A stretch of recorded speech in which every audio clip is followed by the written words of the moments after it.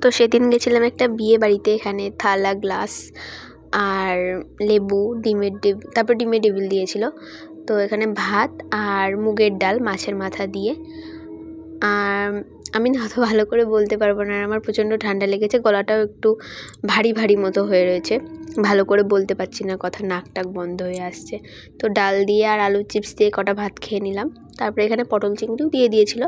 পটল চিংড়ির ভেতরে পটল আর চিংড়ি মাছ দুটোই যেন মিসিং, ওই দুটোই আমি খুঁজছিলাম। তারপরে এই যে এখানে ফ্রাইড রাইস দিয়ে দিয়েছে, তারপরে চিকেনও দেবে এক্ষুনি। চিকেন দিয়েছে, চিকেন দিয়ে আর ফ্রাইড রাইস দিয়ে খেয়ে নিলাম। আমার চিকেন অতটা ভালো লাগে না, মাঝে সাঝে ভুল ভবিষ্যৎ খাই, একটু খাই না বললেই চলে। ও তার আগে স্যালাড দিয়েছিল, আর এখানে ফ্রুট চাটনি, পাঁপড়, দই না দইয়ের বদলে আইসক্রিম দিয়েছিল। ওই ক্লিপটা আবার আমার তুলতে মনে নেই, তো পরে আমি